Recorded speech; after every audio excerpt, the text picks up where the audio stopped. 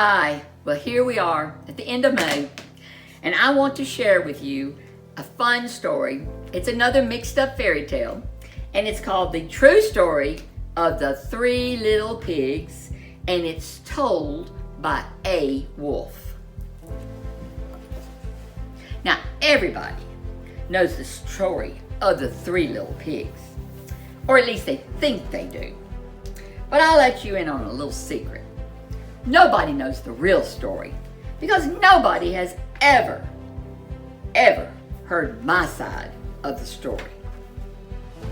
I am the wolf, Alexander T. Wolf, but you can call me Al. Now, I don't know how this whole big bad wolf thing got started, but it's all wrong. I mean, maybe it's because of our diet. Hey, it's not my fault that wolves eat cute little animals like bunnies and sheep and pigs. That's just the way we are. If cheeseburgers were cute, folks would probably think you were big and bad too.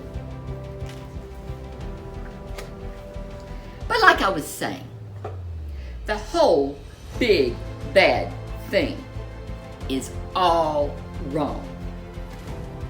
The real story is about a sneeze and a cup of sugar. And this is the real story. Way back in Once Upon a Time, I was baking a birthday cake for my dear old granny. I had a terrible sneezing cold, and I ran out of sugar. So I walked down the street to ask my neighbor for a cup of sugar. Now the neighbor was a pig, and he was not too bright either. I mean, he built his house out of straw. Can you believe it? I mean, who in his right mind would build a house out of straw?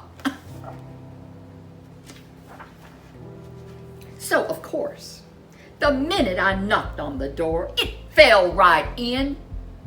I didn't want to just walk into someone's house, so I called, Little Pig, are you in?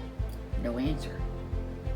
So I was just about to go home without that cup of sugar for my dear old granny's birthday cake.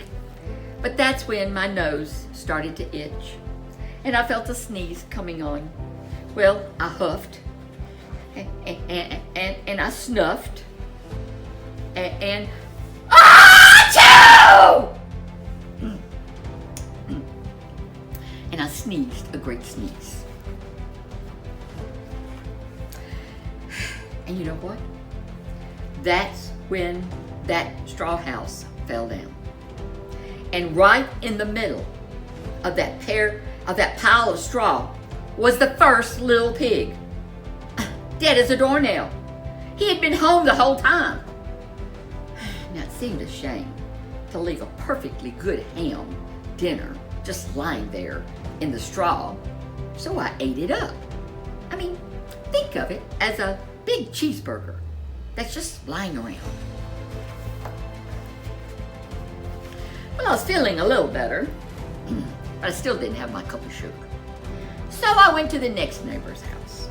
Now this neighbor was the first little pig's brother, and he was a little smarter, but not much. He had built his house out of sticks. I rang the bell on the stick house. Nobody answered. And I called, Mr. Pig, are you in? And he yelled back, Go away, wolf. You can't come in. I'm shaving the hair on my chinny chin.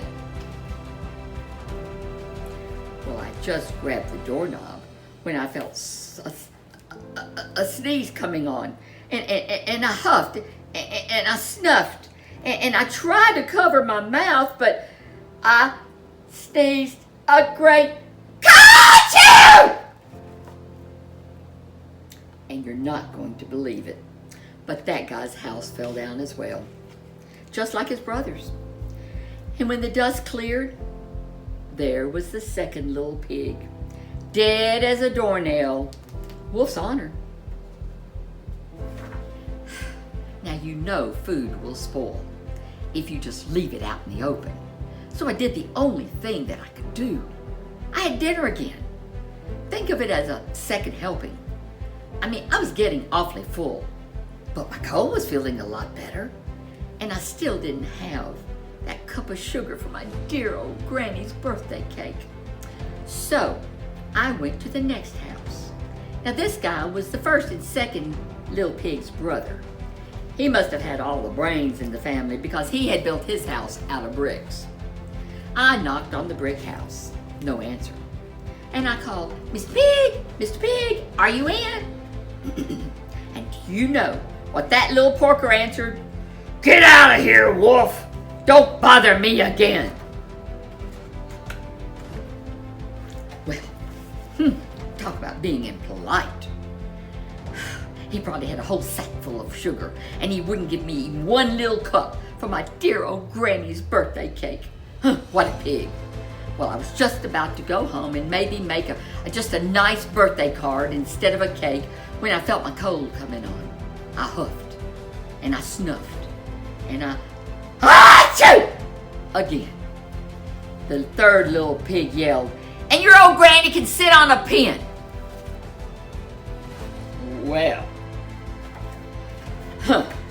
I'm a pretty reasonable, calm guy, but when somebody talks about your granny like that, my granny, I go a little crazy.